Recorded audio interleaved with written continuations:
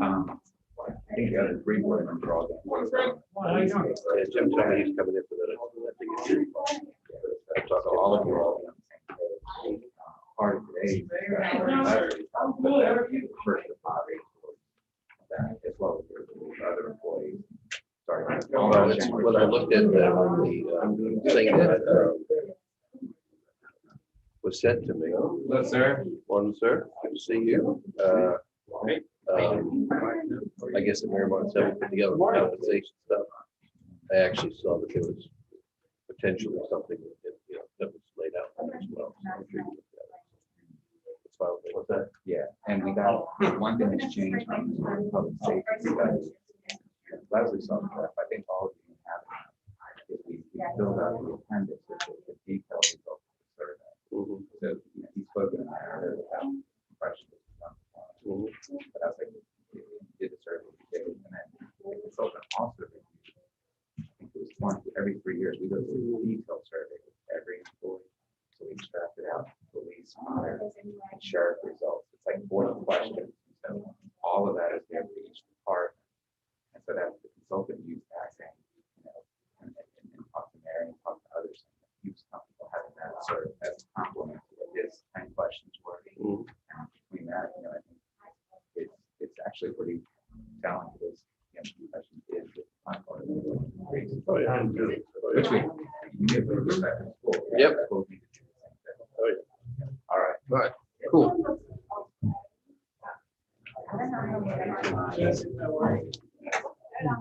Thank you. Well, sir. Thanks for the morning. Next door you have. Yeah, that's All right. Did you see the? Did you see the changes that we had proposed? You okay with that? I mean, they're in the code. We really don't need it. Yeah.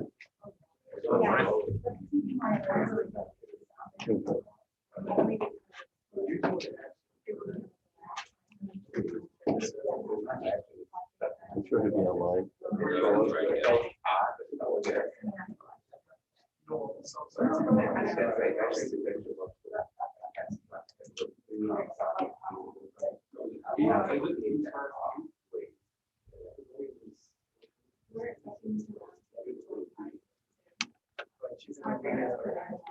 So our guys are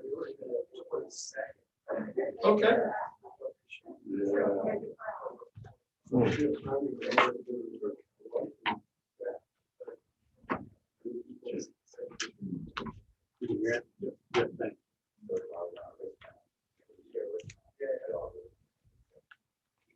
Good morning.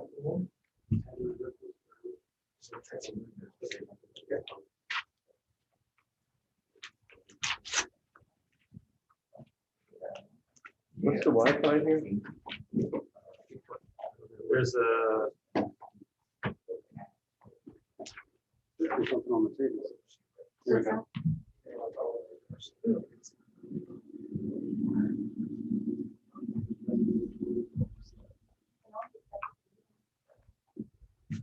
Thank you.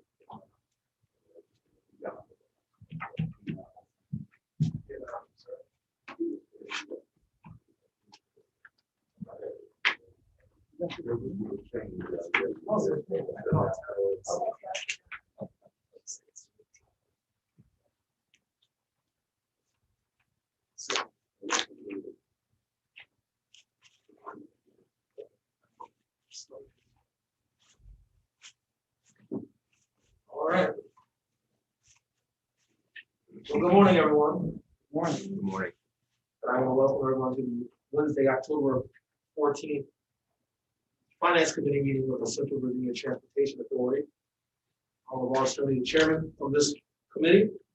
Today, we're joined by Mr. Thorne from Henrico, Mr. Carroll from Chesterfield, Mr. Peterson from Hanover. We've yet to see Mr. Brown, but maybe that might be him logging in right now. It's the doorbell. You see Mr. Brown. Yes, I apologize. I had some technical difficulties here trying to backdoor into Zoom.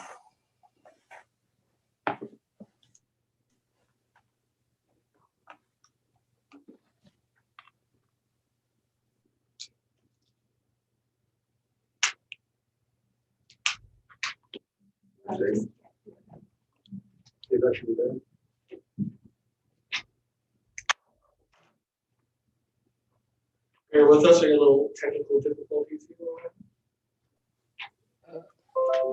I think you guys can hear and see me, correct? I can hear you, Mr. Brown, but here we go. I can see you, Mr. Brown. Okay, great. Mr. Brown is present as well. Mr. Parsons, I do believe you have a floor. We do, yes, sir. All right, we will begin with the approval of the CVTA Finance Committee meeting agenda. Is there a motion to approve the Finance Committee meeting agenda as presented? So moved. Second. There's been moved and then second. All in favor? Aye. Ayes have it. The meeting agenda is approved. Our next item is the approval of the September 18th, 2020 CVTA Finance Committee meeting minutes. Is there a motion to approve the minutes? Right. Is there a motion? Seconded. All in favor? Aye. Aye. Ayes have it. The meeting minutes are approved. I'm moving to Chair CVTA's Finance Committee Chairman's report. I want to thank everyone for being here today. I feel like we were here last week or something. But we're in COVID times, so time has an interesting bend to it these days, as you all know. I want to thank everyone for being here today for our third meeting of the CVTA Finance Committee meeting. I would like to say that our last meeting, everyone brought up some good points. So today we're going to probably have to dig a little bit deeper into our agenda and our work to get things moving for the full CVTA. So I'm not expecting for us to be here super long. However, we're going to be here long enough to get all the work done. That's my hope. And I know that our teams have worked diligently together in a collaborative way to get us to this point today. So we have a number of the different items on the agenda. People made some good points last time in terms of the MOU agreements as well as the budget. And I look forward to discussing these topics today in full. So with that, we will now move over to staff reports. Mr. Parsons. Yes, thank you very much. I'm going to share my screen quickly. So that everybody following along can see it.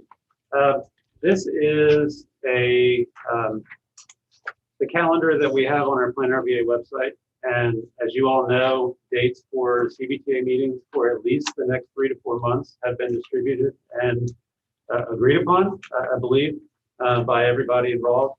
So we have all of those meetings shown on the calendar now, along with all of the meetings for the TPO and its committees, and also the Plan RVA commission. So those meeting dates are known at least through, I believe, January for every committee, including this one in the technical committee.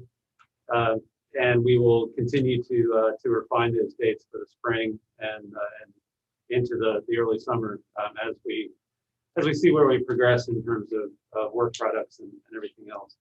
So I just wanted the public to be aware of that. And if you're following along, the address to the calendar is planrva.org/calendar.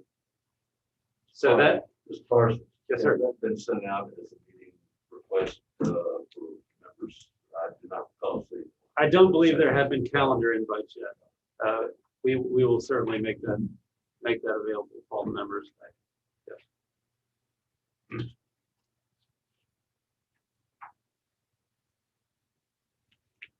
So the next item is the finance director's work group. Martha, I don't know if you wanted to give an update on that. Sure. Good morning, Mr. Chair, members. Just wanted to let you know we'll be talking about this in greater detail with some of the items, but we have been able to convene the finance directors from each of the member jurisdictions of the CVTA at least once. We're working on scheduling another meeting for next week. The first meeting was last Friday morning, and it was a good opportunity to be able to establish kind of a base level of communication and understanding of Plan RVA and its role with the CVTA. We were able to kind of unearth, I think, some questions and points for moving forward with many of the things that will be coming before this committee. So we are hoping to be able to use that working group as a working group to prepare for your finance committee meetings and then ultimately for the full authority meetings as items will come to you, so that we can hopefully get recommendations coming before this committee vetted through those folks, as well as using the collective wisdom of those folks in the work that comes before you. So last Friday, we had representatives I know from the city of Richmond, Goochland, Henrico, Chesterfield, Hanover, and Ashland. And we have a couple more people from those communities that we've added to the list, just because in each of your respective jurisdictions, not all of the responsibilities always fall just with one person. And so, as I said, we're working to reconvene that group next week. But so far, we've been able to get a little bit of, I think,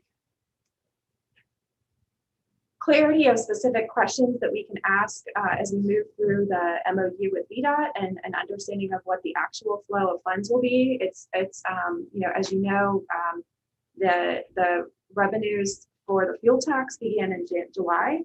The revenues for the sales tax began in October. And so we're going to be working with the finance group to identify the timeline for disbursement of the 50% local allocations as those dollars move through the state collection and review process. We'll be working with the finance group to come up with a validation process for those receipts so that the distribution, the 50% distribution, are reconciled to what the localities expect. And then we'll also be working with them to get guidance on the banking RFP, services related to your investments. Obviously, there will be sizable deposits coming in the next several months with regard to the revenues, and we want to make sure that we're holding those dollars in accounts that can effectively maximize your dollars. And then they'll certainly be involved in the conversations as you all start to move forward, not only on the regional prioritization discussion, but in the actual vision the authority has for allocating the regional funds to projects. And if that doesn't include any sort of debt financing for projects, that kind of thing, we'll be working actively with that group to be able to bring recommendations for that structure and form moving forward. So we're excited and really grateful that there's been that willingness from those folks to participate. And I think that the feedback that we've gotten is that they're very glad to be a part of the process early in the stages as well. So more to come from that group and working with you all. My question to the committee in regards to the finance director's work group is whether or not CVTA will develop these functions that Martha speaks of, sort of based on best practices from each locality, and subsequently perform such duties as banking and purchasing or whatever as itself as an entity, or are we going to be using more of a Becker model in terms of as we see at the Great Richmond Convention Center? Do you know, Martha? Or We did discuss that last week. As I mentioned, this was the first time the group convened. So, you know, I think that the consensus from that conversation was where we can model successful best practices in the region, that would be advantageous. So there's actually a subgroup working this week to come up with some recommendations specific to your item about what we could take from the Greco model, the Greater Richmond Convention Center Authority, where there's, I'll say, a bit more of sort of a distribution of responsibilities among the members. And I think that there is there is a desire among that group to pursue that and bring that forward as a recommendation to this committee. Certainly, they understand that it will be the decision recommendation of the committee and of the authority and how that's structured. But I think that they have confidence in that model and think that there are some really positive features of that approach. I think it'd be beneficial to the entire committee. We had options available to us from the working group instead of just one answer or sole recommendation. There's some options that they've explored. Obviously, we come from different localities with different constituencies, and so if options are made available to us, I think that's the best way for us to get to a resolution to some of the items that need to be I would agree with that, Mr. Chairman, and particularly the convention center model works well with the members of that particular organization. I'm not sure how well that's going to work with your Charles Cities, Powhatan, some of these smaller jurisdictions. So I think options is okay. Mr. Chairman, I'd like to ask clarity in all of that. Sometimes when we have these masks, the information is muffled, so maybe the speaker can put it down while he or she is speaking, but it's certainly efficacious for me. Did you understand? Did you understand? A little bit of it. I won't repeat it. I'll try to speak up too. I know my voice is not always the easiest. So Thank you. Okay, thanks very much. I did want to give a brief update on the technical committee, the work that has been done. TAC actually met yesterday in a marathon day for meetings. So the three items that TAC focused on were regional project prioritization. And what does that mean in terms of the relationship with the TPO and the process that it is developing, that we are developing kind of concurrently? The regional public transportation plan, which is called out for in the code, and the transit service governance report, another item that is called out for in the code. So on project prioritization, the TAC is interested and watching the work that the TPO is doing. There's an advisory committee that has many of the same members that serve on the CVTA TAC. And that committee is really, the staff is right now is developing a method and a tool to prioritize projects for our regional long-range transportation plan. It is based on data and is a departure from the way that the priorities have been identified in the past. It really speaks to the requirements that the federal government has put in place for performance-based planning. And we are, as a staff, we're excited about that. We are not yet to the point where that is out for review and consideration. So the CVTA TAC is I believe eager to consider that tool as a way to prioritize regional needs. We just aren't there yet, and we hope to have a first draft out next month for consideration by our long range plan advisory committee. Again, many of the same members. So once that is released to the advisory committee, then this group, the TAC and others, the public will have access to what the tool implies and what the means are. And I think at that point, we can have a conversation about whether that tool satisfies the desires of the authority here, as well as the TPO. I think our hope on the TPO side is that it is something that can be utilized by everyone, at least as a foundation for decision making. And so I will have more information for the group as we move into next month. Mr. Parsons, will this be a key discussion point with the full body at some point? It will, yes, sir. Absolutely. I think the hope is that the TAC and the Finance Committee will be able to provide recommendations after review, and then the full body can consider it. but we can certainly adjust that process if desired. Chairman, if I could ask for a little clarification. You know, see, this group really is a group to deal with how we finance, how we're able to be more competitive on the financing part. Into the TPO, MPO has historically been the one who sets the priorities and does that. I'm a little antsy about we have attack here, attack there, even though I know there are a lot of the same people, but make sure we don't duplicate work. And is it our job to be making decisions on the regional thing, or is that the PPO's job and our job to figure out how to fund? I'm not clear on that. Help, anybody help? Mr. Chairman, yeah, I mean, I can speak to that.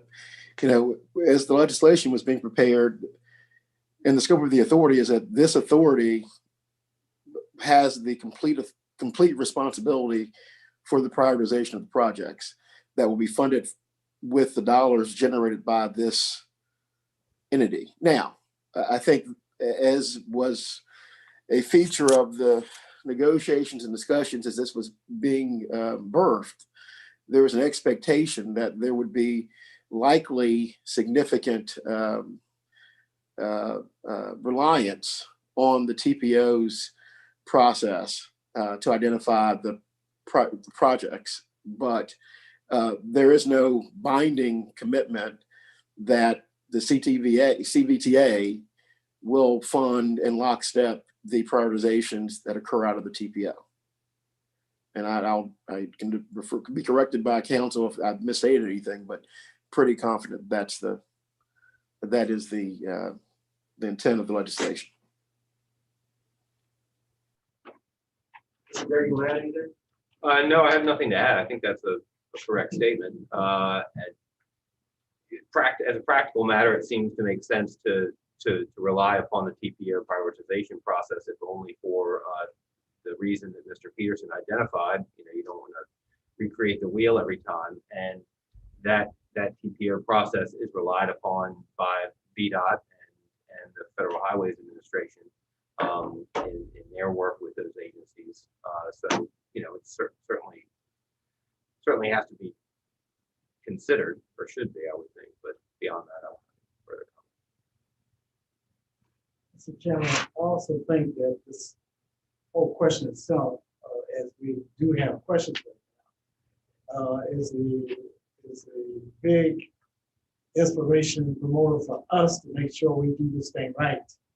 That's why it's so important that we put the blocks in the right place and make sure we have a solid fitting so that it's going to move in the future. So I think one of the things that we want to make sure that we do is get clarity on things, but not rush, because I think it's very important for us to do it right.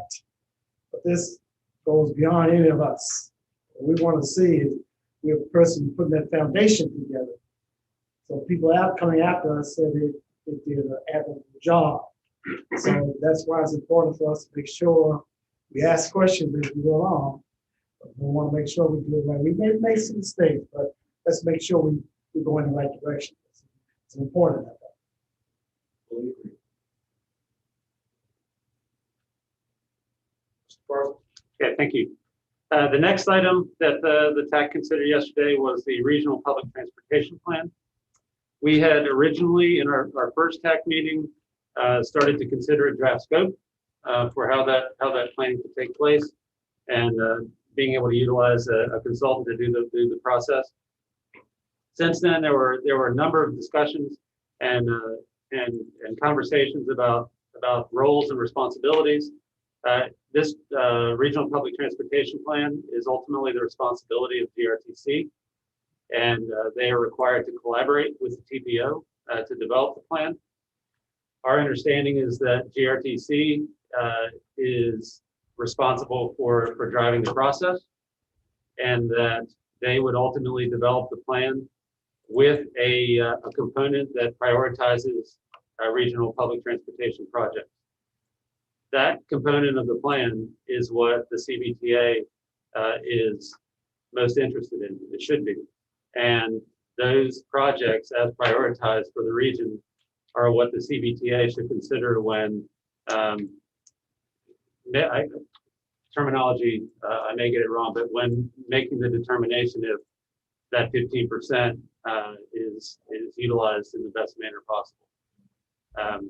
So I think that the understanding on the tax side is that this component of what was called for in the code is ultimately the responsibility of GRTC, and once the plan is done, those priorities will come to the CVTA when the funding is required to be considered.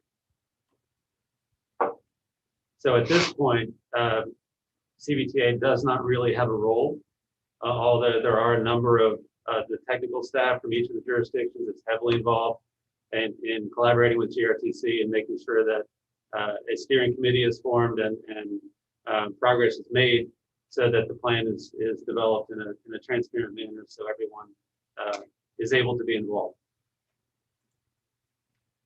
Item 5C, the Transit Service Governance Report. Oh, yes, sir. Oh, just can I just speak real quick to this GRTC portion right here?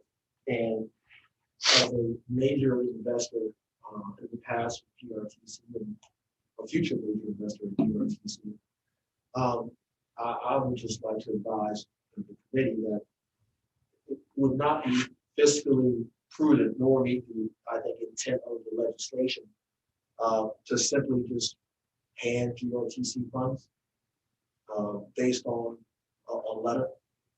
I think the committee should agree to that. We should talk about it or agree to it for, I think, financial stability, that the current system be the baseline costs. And then for two, I think that GRTC, we have an overall plan that should be fiscally constrained as well from GRTC. And also, I think we have to look at whether or not, we should public reserves for an agency or an authority as well. I'm looking at CVTA that maybe we should hold funds in sort of an investment account until GRTC has a comprehensive plan for us to actually fund. That gives to the riders and allows the riders to move around the region. Just wanted to add that to be. Mr. Chairman, I think the legislation requires that by the end of this year that plan be submitted by GRTC. Is that correct? That was triggered. The transportation plan that Mr. Parsons is referencing does not have a December 1st deadline. What I think you're referencing is the transit governance report. That's something different, and that does have the December 1st deadline. And that has to be approved by the CVTA. That's correct, and I think Mr. Parsons is going to address that. But this is something different. GRTC is tasked to handle.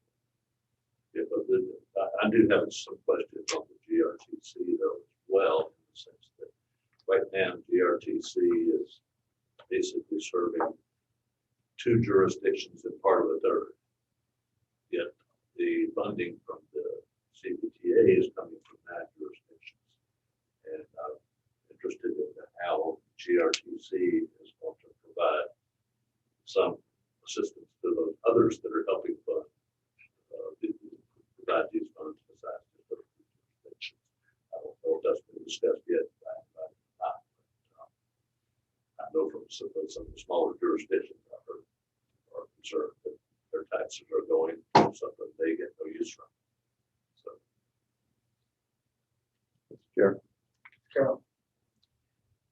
So essentially, I think a proper question related to that would be, and if, Mr. Chair, if I'm interpreting what you're saying correctly, is that, there needs to be some level of accountability on the budget as to what GRTC is going to be spending the taxpayers' dollars on, that this committee is going to be approving for use. And so as part of the governance documents that they're providing for us for this, is that part of it? In other words, are they going to provide how they're going to spend those dollars? And essentially, does that require under the code for us to approve their budget, so to speak, Well, like the chairman said, hold back funds, put money aside. So I think that's kind of some of the questions we need to make sure that when we bring it to the full committee, we can fully explain and say that they're meeting this expectation of the code by providing us with this document. And is it reasonable for us to ask the question exactly as the chair put it, how are you going to spend the dollars? And so that's if you understand it as a question, I think that's something we're going to need to be able to bring forward to the full committee, because I expect that we'll have another question come up exactly like that in full committee. And I'll add, Mr. Carroll, it not only is some clarity for the CVTA, but also clarity for the localities as well. For the people. So we get to, if we, which I believe we should, spend beyond the dollars here. We can, obviously we have our maintenance dollars that we have to spend, maintenance after dollars. But if you want to go beyond those maintenance after dollars, I think that there should be some clarity for the localities on what we can actually spend those dollars on. Whether it go and whether there's expansion within the localities or whether they're regional routes as well. I think that is, we should know what we're funding. Yes, those are all excellent points. The first point about the regional public transportation plan and being able to hold the dollars. I think that's exactly why this plan is being developed, because the GRTC is required to show what those dollars are going to be used for and what those priorities are for the region, so that CVTA is clear and has a clear picture of what the dollars are being used for before the authority releases those funds to GRTC. So that is a step in place for GRTC to fulfill this planning requirement before the funds need to be distributed to GRTC. The governance report is a CVTA product, and it is doing exactly what Mr. Peterson is asking about. It assesses the current governance structure of GRTC and makes recommendations based on a number of different research points on whether that structure is the best for the region and if there are changes that should be made. The other requirement is that this report needs to consider whether a transportation district is necessary to be formed. Those are the two components that were called out in the legislation for this governance report to consider. So yes, I think that having that along with the regional public transportation plan provides the authority with the necessary background to make decisions on funding future public transportation projects. What are you referring to as a transportation district? Our region right now is a transportation district. It is, and I don't know if Mr. Brown can explain more about it, but there's a little bit of a different structure, and I believe Northern Virginia has a transportation district that has a little bit of a different nuance to what we have as an MPO. The other item that I wanted to highlight in the question was the December 1st deadline. We have gotten some clarity from the Secretary of Transportation's office that the report does not need to be complete by December 1st, as long as the authority can show progress and intent and milestones for completing that report. Our recommendation as staff to the TAC was don't rush through this, as Mr. Thornton said, to get something finished by December 1st, but make every reasonable effort to show progress to the Governor and the General Assembly by that point, with a goal of completing the entire report sometime in the spring. So that's I believe what TAC's recommendation will be, and TAC is working through a scope for that process right now.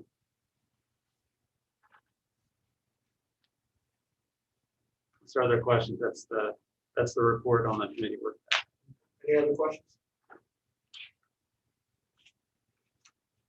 Okay, now we will move into item 5 of the agenda. Item 5 is the draft FY 2021 operating budget.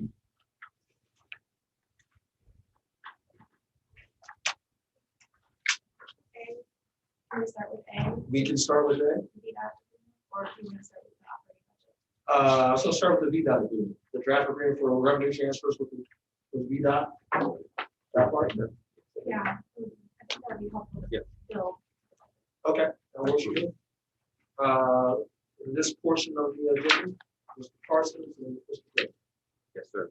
Thank you, Mr. Chairman, members of the committee. We've been working in concert with your respective local government lawyers on the VDOT MOA between CVTA and VDOT. We've circulated drafts to them, gotten input, and incorporated some of those changes. I believe the latest version has been distributed to you this morning. Most of those changes, not all of those changes, are tracked. There was some discussion late about, if you'll go through the documents on page 3 of 9, there are some track changes there down at the bottom to subsection F. I believe the desire to withdraw that section has been withdrawn. So we'll leave that as is. Section F will remain in there. That's been resolved. The only other real changes are on the following page that remain to section 3. It has been proposed to remove subsections A, B, and D, to strike those provisions.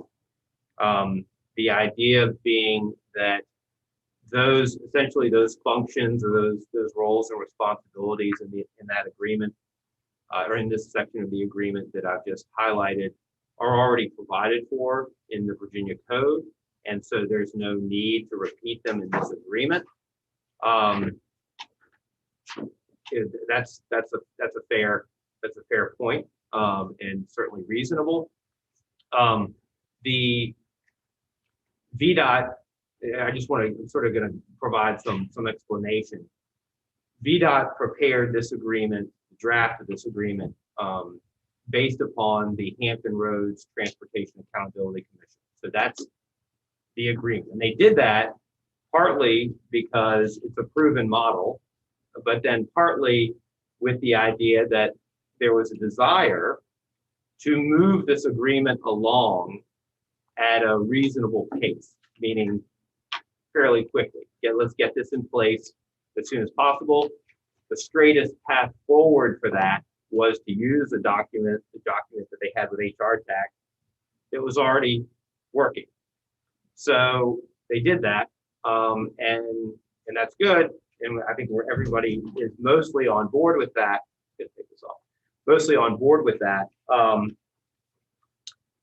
except for these provisions are causing some concern. I think the only cautionary note I would put to the idea of removing these terms is that if we do that, VDOT will then have to say, wait a second, these are important provisions in the document. They may take that view. They might say, well, we're fine with that. I don't know. I haven't gotten precise input, but the more philosophical input I've gotten from them, or response that I've gotten from them, is, well, look, if there are going to be wholesale changes like this to this agreement, then we're going to have to take it under further review, and that's going to take more time. Okay, that might be okay. Certainly would be good to have further, certainly wouldn't be a bad thing to have further discussion with both VDOT and your local jurisdiction legal counsel, and I'd like that. But if you want to move it forward, perhaps you take those revisions under advisement, or you could go ahead and strike them, and we'll just see how VDOT responds to that.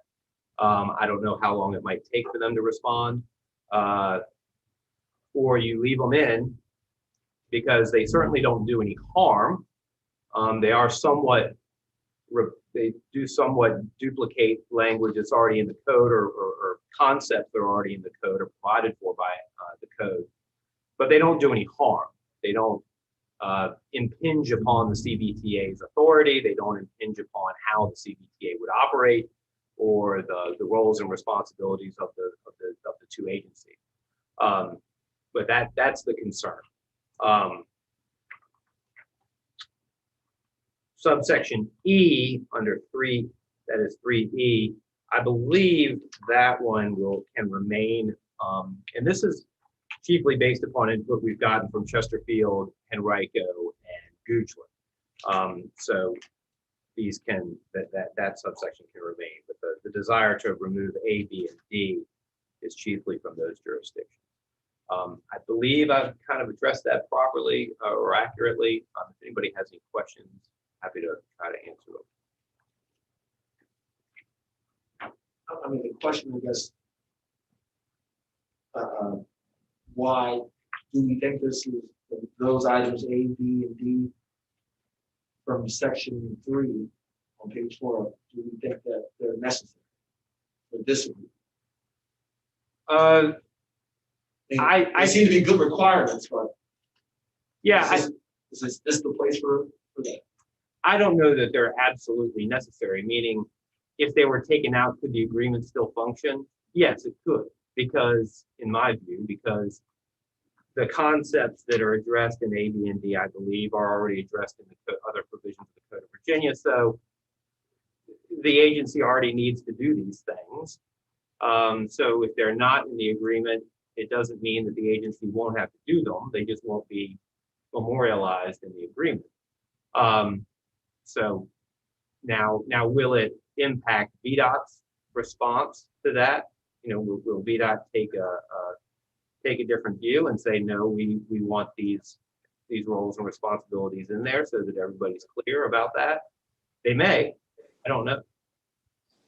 I've gotten some response to them sort of implying that they would have to give this an additional layer of review if certain provisions were removed. That may take some time, but I don't know how much time it might take. Yeah. This is Carlos. I'm just, you know, when you're negotiating these types of agreements, there's typically what we call canned or boilerplate language that, you know, if you deviate from it, requires an escalation going up top, and maybe it's not material. But I guess the real question for me is, what is our fundamental objection? Is it simply drafting? You know, meaning there's someone who's saying, "Hey, well, we don't need the language; it's already covered, but we understand we have the obligation." In which case, you know, I would tend to defer to getting the thing done, as opposed to quibbling over whether we use a versus the, right? I mean, so I guess what I'm looking to the council to advise is, I think I've heard you say it already, which is it really has no material adverse effect or consequence that you can identify leaving it in. So the question is, why waste political capital and relationship capital trying to pull it out, unless I'm missing something? No, I think that's a fair and reasonable point, and I certainly wouldn't disagree. You know, my role as legal counsel to the agency is just that. You know, it doesn't do any harm to the agency. It doesn't prejudice the agency in any particular way. I understand the concern from some of the jurisdictions that, you know, well, if this is already in the code, why do we have to include this? That's a fair and reasonable point as well. I think that another thing to consider is that VDOT has said, and I think this is a good statement too, is that they're viewing this as a partnership. You know, if you're going to if you take the view that this is more of an adversarial relationship, you know, and we're going to take a defensive posture, and we don't want VDOT, we don't want things in here, you know, we don't want certain things in this agreement because we don't think they need to be in the agreement, and so we're going to push back against VDOT on that. Well, you know, that's fair and that's reasonable because, you know, you're exercising your authority and rightful authority. But if you view it as more of a partnership and let's move this thing along and get to yes, then there's no real harm in including. But that's a policy decision for this body and ultimately the authority in full to evaluate. So I like Mr. Brown said, I don't think they do any harm to the agency. I don't think they prejudice the agency. If the committee wants to direct counsel to remove them and then send it back to VDOT for review, we can do that too. I could also simply have a further conversation with VDOT to get a better idea of what that may entail, how long that may take, but so you could direct me to do that and forward them to the full body with the proviso or with the condition that we do that, and depending on what VDOT says and how long that may take, you know, the full body can consider VDOT's response to that. It's up to Sure. you. Mr. Carroll.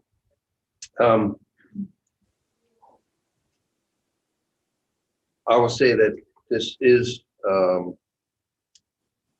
Carter is correct in the sense that this should be viewed as a partnership, which means that both sides should have an opportunity to express their thoughts and not just say, okay, whatever you say, that's what we're going to do, which is essentially what I think the committee has the right to do. Ultimately, what we're going to do here is recommend something to move forward to the full committee for the full committee to discuss, which would give time for some input to come back from VDOT. It's already in the code. It's redundant information to put it in there. It's not necessary. And you're right, either way, it doesn't hurt, but it's not required to be in there. And again, as Frank has said, Mr. Thornton, that, you know, we're setting this up. This is the first time, and we want to make sure we set the right precedent moving forward on what we actually establish in all these agreements, because the future people who sit on this committee will be looking back at what we did and say, okay, well, in some cases, they'll say, well, okay, they did that, so that's what we have to do. Hopefully not. Hopefully they will look at things objectively and say, you know, we need to judge this on our own merit and decide what we want to do. But it is setting a precedent. And it's, again, it's not required because it's already in the code. It's not like we need VDOT to hold the CVTA accountable for something that we're already going to be required to do. And essentially, that's, in my opinion, that's the appearance of what this is to say that, well, we're going to hold you accountable to this. Well, I believe the people are going to hold us accountable. I believe the General Assembly is going to hold us accountable because it's already the law. And so, you know, I have no problem with making a motion to move it forward to the full committee for consideration. And if need be at that time, you know, if I have to make a motion to strike this language in full committee, I will. But that would also give them an opportunity to go back and talk to VDOT and let them know what the conversation is and why we are expressing the position that we are. Yeah. Yeah. Mr. Chairman, I'll just add one thing to that. And I support, I think, the function of what I would just consider that to be a motion. I guess what I would just say is I agree completely. This is a partnership. There's going to be give and take. There are going to be areas where we're going to have really some fundamental objections. And what I would say is we kind of want to keep our powder dry, right? To fight over the things that that are material. And in my experience, as you start a relationship, you know, the terms you started on typically is how you finish. I think that's what my grandma used to say. How you start is how you finish. So if you start bickering over small issues, you're going to get that reciprocation back. And I just would hate for us to do that and start the relationship in that tenor if it is immaterial, inconsequential, and at the end of the day, doesn't amount to much. So I completely concur. It's a partnership, give and take, but you got to pick your battles. And if you start, and I look, this is what I do for a living, right? I negotiate, and I can tell you, you get reciprocation based upon how you start that engagement. So I support the recommendation that we move forward, and we do go back to VDOT. We ask about this, but I would not invest a lot of resources or energy into fighting over this point when it's essentially inconsequential. Mr. Chairman, I think what this does too, it goes along the methodology of collegiality. And that's what helped to get us to where we are today. And so I think that's critically important. I will add, I agree with Mr. Brown's points. But also do agree with Mr. Carroll as well, that I think that we have a responsibility to, at times, ask the tough questions. Even of the Commonwealth and also of VDOT as well. And, I think the motion on the floor does not amend this part of the agreement right away, but at least allows us to go back and ask those tough questions on why it needs to be there, and whether or not we can find a resolution that is beneficial to both parties. And then we can have that discussion with the body at that time. Mr. Peterson. If I'm understanding this right, I'm understanding this, that if they resisted, Chesterfield would not have a problem saying, okay, they would win, because it makes no difference. It's just duplication. That's what I'm hearing. If this motion were to pass through this way with the recommendations, that would give us the VDOT time to respond before our recommendation went before the full board. And I'm hearing the fact that if this becomes an issue, we're prepared to accept those staying in. Well, like I said, I think it's an issue for the full committee to discuss one way or the other. I agree, but I'm saying that this committee's recommendation, we're not going to have heart. I don't think there'd be a burn tremendous over. amount of heartburn over it, but I will say this. It's not a matter of trying to not work together. That's not what it is. It's like the chair said, it's like you've asked some questions today that were pertinent, right? So there are going to be some questions that come up that we have as an authority should ask. And ultimately, it's up to the whole group when a vote comes out as to how it's going to turn out. It's not a matter of us having no faith or questioning VDOT's motive. It's not what it is at all. We have, I think, the same right as they do to look at a document and look at it and say, what do we want to have in it? What do we don't need to have in it?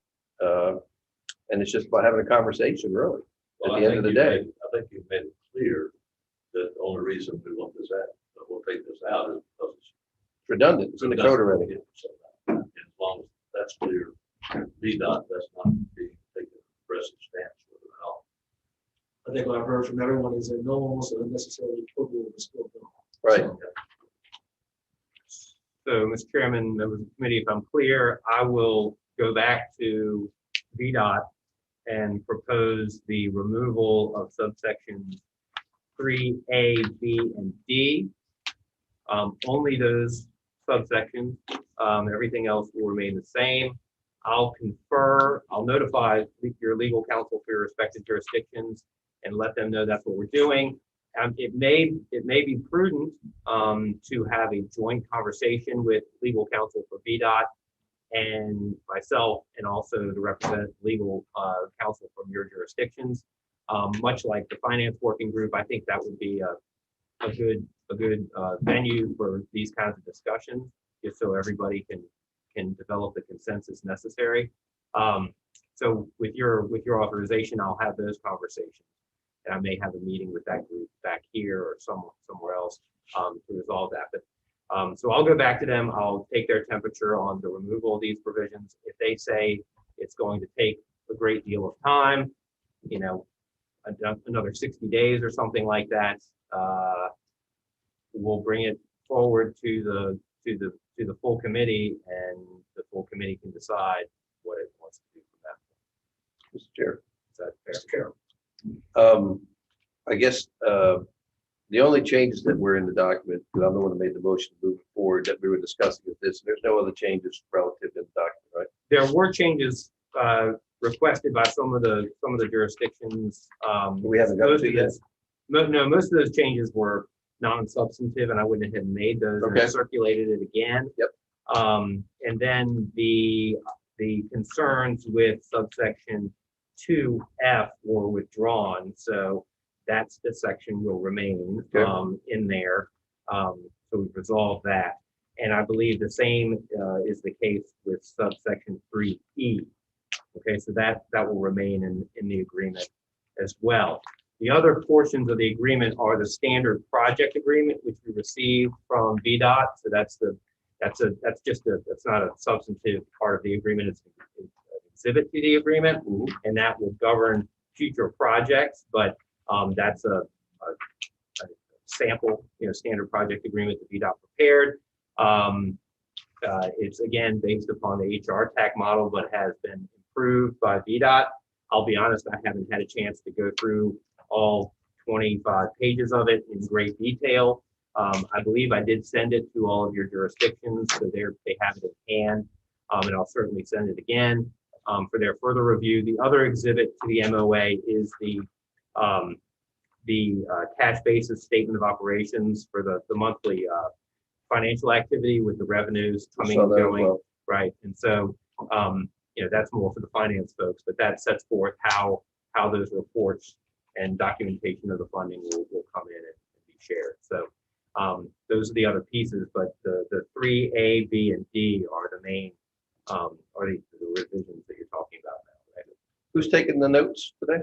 2F is. So what was the motion that you actually recorded? Because this is, it's a lot of stuff been added to this. So I believe, Yes. recommend approval of this draft revenue transfer agreement. Not approval. My motion is to move it forward to the full committee for recommendations when it gets to full committee. I mean, not approval as is, but move the document forward to full committee for consideration. That's why I wanted to ask what the motion was. And I renew my motion. I'll renew the second, with still clarification, 2F is still stricken in the. Right, it's stricken in the draft before you. However, the concerns about that section, I believe, have been resolved, so that section will remain. It will stay in, so that will be taken out. That's a recent development. Mr. Chair, I believe that you can direct council on behalf of the CVTA to do everything he just said. And I will say, Mr. Chair, and Mr. Carroll, that essentially what we're doing is removing this document, the agreement, to the full committee with no recommendation, but also asking council to explore the section that we want to speak to VDOT, correct? We can move it forward, yes. Yeah, and so what the document will look like when it comes to the full authority with your moving it forward without a recommendation one way or the other. A, B, and D will remain in the document unless VDOT immediately responds to me and says, yeah, no problem, take them out if that's going to move it forward. And I'll say, yeah, done, and we'll do it. And I'll explain that to everybody, your local legal counsel, and I'll explain that to the authority if that's the response we get, and then it's a clear path forward. If VDOT says no, we're going to have to undertake a further higher level of review or consideration of that, I'll report that to you. So we'll see where we go. So there's a motion on the floor. Is it seconded? All in favor? Aye. Aye. You guys have it? Motion is approved. Thank you, Mr. Chairman. Next is the draft agreement for support services from Plan RVA. Thank you. Just you. I'm removing my mask. We've gotten some feedback from folks tuning in that it's a little hard to hear this end of the room, so I'll try to speak up. So are you saying we're louder down here? Yeah, there's not an issue with this end of the room. There's more of an issue I with think that. where the mic is. I think so. We've turned up the mics in the ceiling too. So, thank you. First, I'll say we appreciate the feedback that we got from the conversation last time with regard to the MOU. Just to give a little bit of background, the document started as using the agreement between Hampton Roads Transportation Accountability Commission and the Hampton Roads Planning District Commission as a base, certainly modified for some of the circumstances we have here in the Richmond region. The feedback that we got, I'll kind of start from the top, included making it the term of the agreement such that it does not automatically renew. So we have adjusted the language in the MOU with regard to that. The idea being that at the authority's option, they may renew, but it will not automatically renew. So if that intent doesn't come through in the language, please let me know. I did reorganize and title the sections just so that I think for ease of reading, it covers similar topics in each of the sections. Hopefully that is helpful. And we also did include as 2 exhibits. Exhibit 1, a listing of deliverables associated with startup. There was a discussion at the meeting last time about inclusion of key performance indicators. As you all know, we are navigating new territory. And so in addition to performance metrics, we included this listing of deliverables. I think flowing from the deliverables, more performance metrics can be identified. I'll give the example. Some of the things that we talked through at the staff level included a performance indicator of timeliness of disbursement of local, the 50% share to localities. At this point in time, we are not clear from VDOT the timing that they will actually be transferring the dollars to the CVTA, especially as we're up and running. Then we're still in conversation with the finance working group about what that validation of the dollars. So the exhibit that you saw in the draft VDOT agreement gives us a lot of clarity about the data that will accompany the deposits. Our hope is that we'll be able to work with the finance group to develop a process to validate those figures prior to disbursements actually pushing to the accounts of the jurisdictions. Our goal would be little if no error on any of those transfers, but at this point in time, I think we felt a little bit uncertain about setting that target margin of error that our performance should be measured by until we actually have that process up and running. So hopefully you'll be able to see sort of the relationship between the deliverables and then some of the performance indicators that we do believe we can quantify right now. So I certainly would welcome your feedback if this gets us a little bit closer to your expectations. I'll say from a funding perspective, the contract includes what I'll call base support services as outlined in the agreement. We function on a reimbursement basis. So the cost proposal here in the MOU is based on inclusion of staff time from Plan RVA. All of those members of staff would be accounting for their time to benefit the CVTA through our timekeeping database that we use. That serves as the basis for the billing. We apply a fringe rate to that accounts for our leave and health insurance benefits and other fringe allocated costs that are verified through our audit process. We then add our indirect rate to that, which covers the in our indirect rate, examples of indirect costs include our office leasing space, our copiers, our telephones, our IT equipment, all of those things. So that's incorporated. And then from discussions that we had at our board meeting, it does include a 10% administrative fee on top of that, which just helps us to be able to get up and running with this. So that's the rationale and basis for how the costs included in this is covered. We do not expect to itemize office expenses. I mean, we're not going to charge you for pens and pads unless there is a special purchase or request that the authority requests. That will be covered, so to speak, under that application of the indirect cost. So, I hope that our intent was to provide a fair financial proposal to you. I hope that meets the mark. And certainly I can answer any questions if I've left something out in the overview. My final comment would be that I think in conversations that I've had with Mr. Gregory about this, I think it would be wise for the committee to consider sequencing of how, when you are ready, you'd like to move the MOU forward to the full authority and in what order you would like to do that relative to the budget. Certainly it's your discretion, but I think it's generally wise to make sure that you have a budget before you start to obligate costs through contractual relationships. So you may want to think about the relationship of those two and either advise us from a sequencing perspective and how to build the future agendas or what have you. So. Any questions for you? No question, Mr. Chairman. A couple of comments just to follow up. Ms. Heater's good summary of the document. Just so you know, the current draft in the document has not been circulated. The prior draft was circulated to your local jurisdiction legal counsel. This draft will circulate. It obviously was in the agenda packet, so your staff has it, everybody has it, and can review it. But I'll circle back with them and get further input from them, if any. I believe this is a good draft, and there's a couple of minor revisions or edits that need to occur, but that's non-substantive, I believe. It's a good document to start with. I don't know if it will be in this precisely like this, if you all choose to move forward when it comes to the full authority, but the revisions, if any, will be minor, unless we get strong feedback from the jurisdiction saying they don't like this or they don't like that. But as Ms. Heater mentioned, it's up to the committee to determine how you want to sequence this. I don't think this has a level of urgency like the VDOT MOA may have, but that's up to you.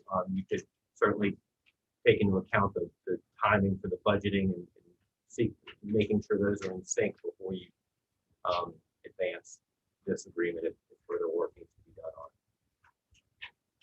it. Well, I know that I have some recommendations for the MOU from our jurisdiction, and I want us to consider those. I'll begin with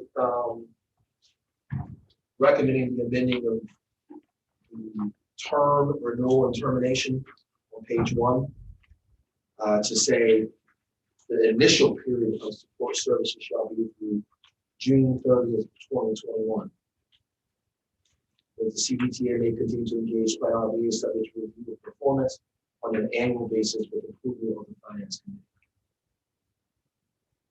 That is term and renewal and termination on page 1. Mr. Chair. Mr. Carroll.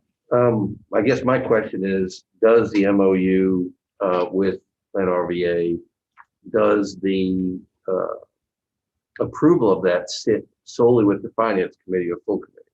And I believe it sits with full committee. So although I agree with your recommendation, I think it should say full committee, not Finance Committee. Because I think that the full committee would have to approve the MOU, just like we're sending it forward now for full to be considered. And so I agree with that, except I would express that perhaps an amendment would be to make it full committee instead of Finance Committee. I can accept that for you then. Could you repeat then? Should say the initial period of support services shall be through June 30, 2021. CVTA may continue to engage Plan RVA subject to review of performance on an annual basis with the approval of the full body, full committee. The authority. Yeah, full authority.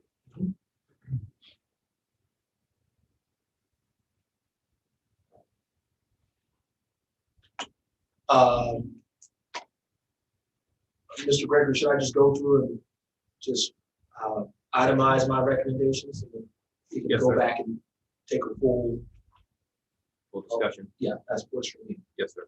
My second recommendation is amending support services on page 2, section E.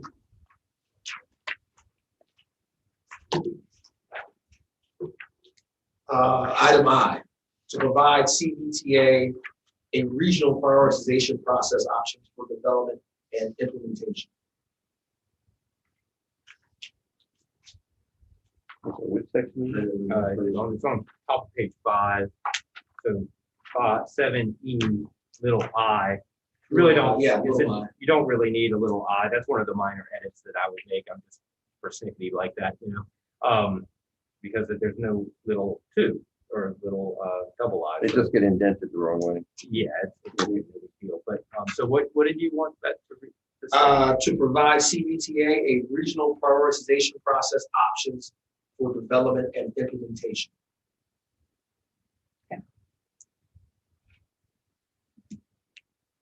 Okay. Next, in the same section of support services, page 2, section E, to add item little two little I's. Okay. Transit Service Governance Report.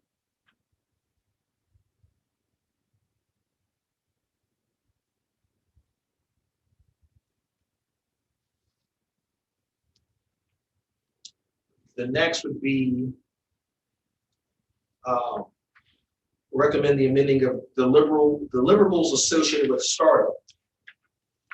Page 5, section L. From facilitate development of regional project prioritization in coordination with the Richmond Regional Transportation Planning Organization to in coordination with the CVTA Technical Advisory Committee.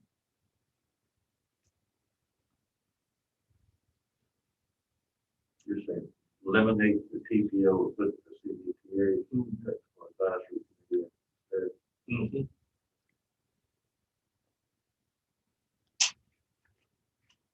From facilitate development of regional project prioritization in coordination with Richmond Regional Transportation Planning Organization to in coordination with the CVTA Technical Advisory Committee.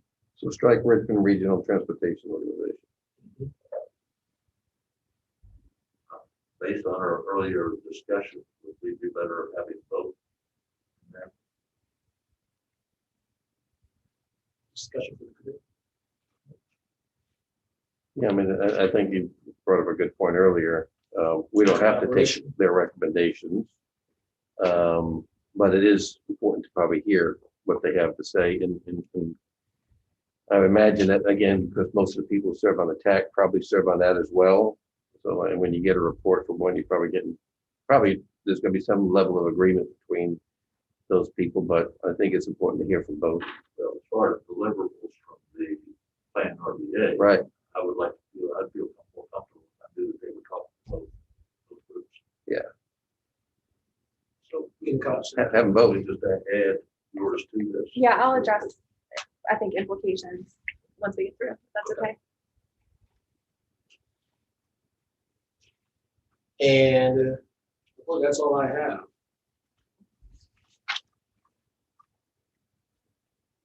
Shall I go? Yes, Okay. please. Okay. Your page 1, I think, our packet page 3, the term renewal termination item 1. I mean, I think that's a very easy adjustment. With regard to the regional project prioritization, I will say that we hear you. So this is in no way an attempt to talk you out of the direction that you want to go, but I do just want to kind of walk through the way that might impact the cost proposal. We did set a cost proposal based on the assumption that the CVTA would be lockstep in alignment with the TPO regional prioritization process. The cost benefit to that is that the activities that the TPO is undertaking to develop that prioritization process are funded through that mechanism, the federal dollars and the state and local match that support that work. We are more than happy to support you in exploring alternatives to that. However, the cost mechanism would need to be there. In anticipation of this, when we get to the budget, I can sort of talk through some thoughts that I have about how that could be funded. But you'll note that in the packet page 7 under Exhibit 1, the notation, the footnote number 1, the cost proposal does assume that alignment, and therefore, we wouldn't be at this point in time, not knowing the degree of deviation that the authority may want to explore as far as an alternative regional prioritization model. I don't have a good handle today on how much that might be. If it's some minor modifications, it would be a very minor, if any, fiscal impact. If it's a completely alternative prioritization process, that of course would be a completely different exercise. And from a proposal standpoint, it would require us to draw on expertise of our staff members that are currently not included in this cost proposal.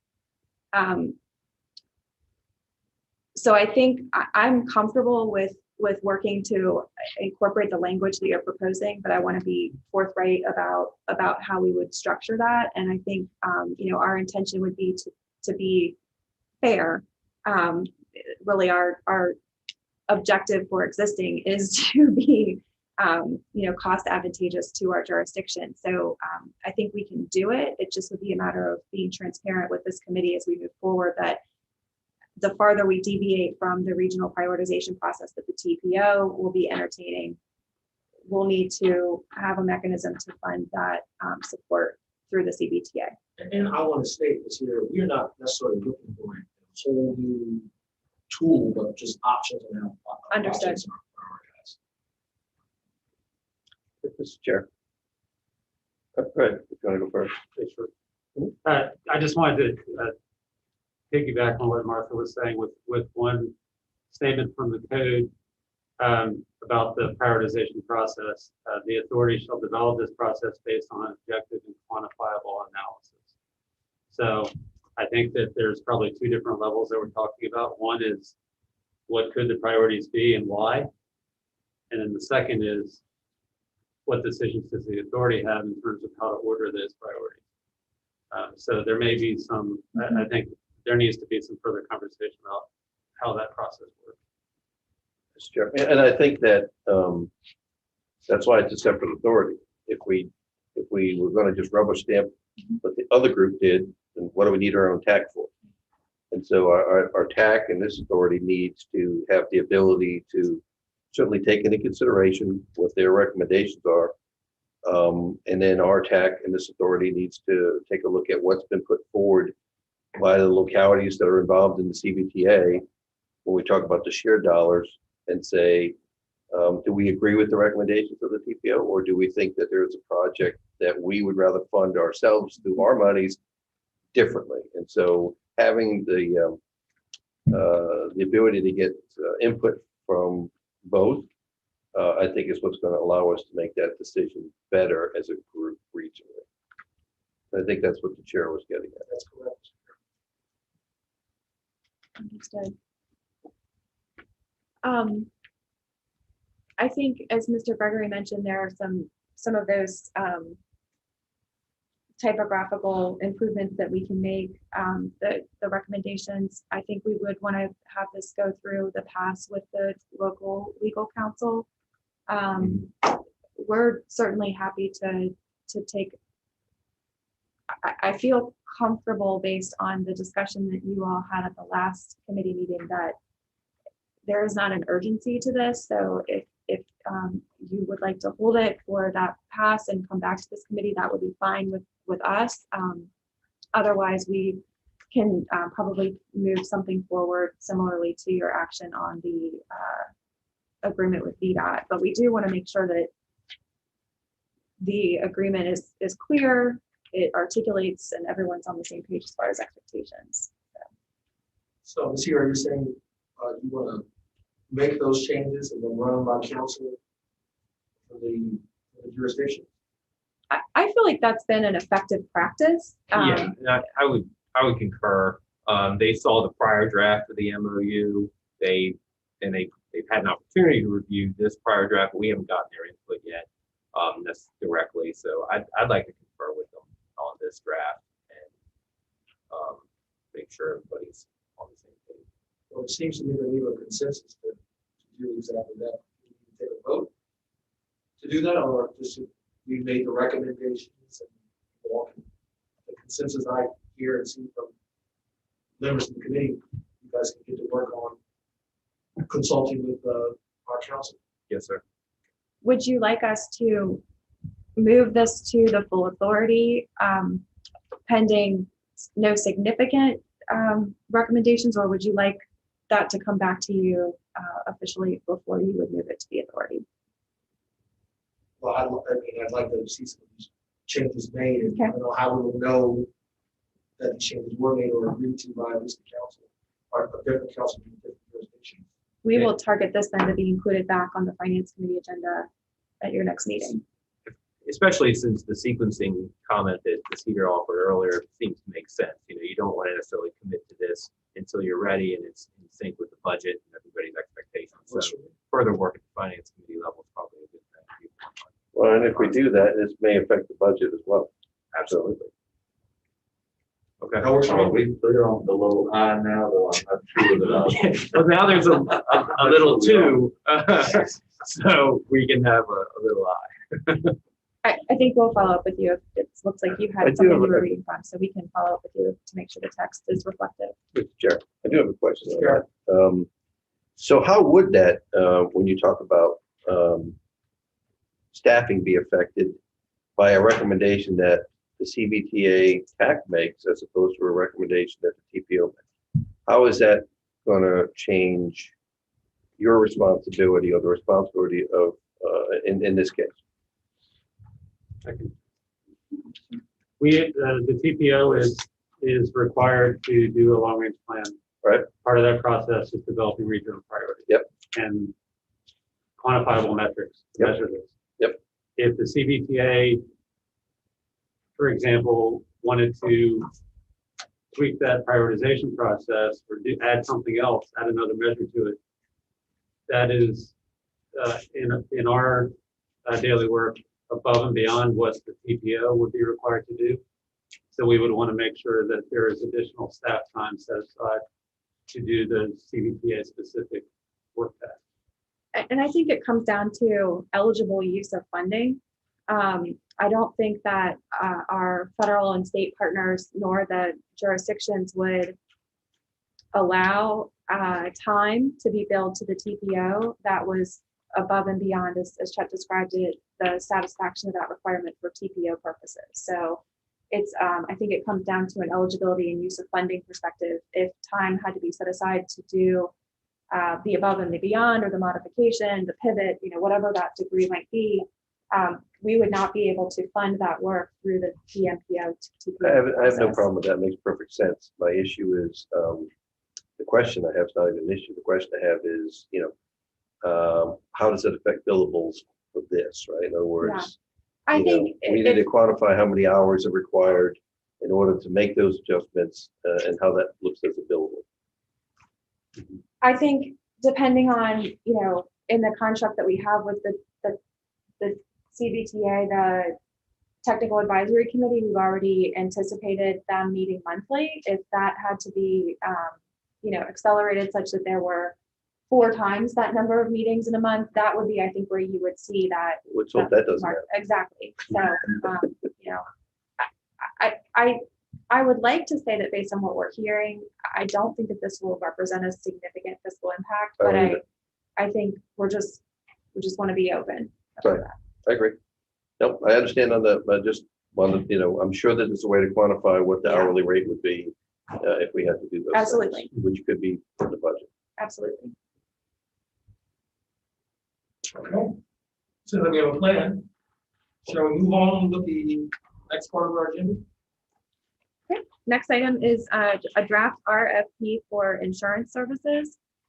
This is your first look at this, so it does have a timeline in there. I would say that any of the dates included in the draft RFP are modifiable. This is an item that certainly is important, but is not necessarily in the urgent box. So you are welcome to give feedback and suggestions. We did get, I think, a little bit of suggestion on the document after it was released last week.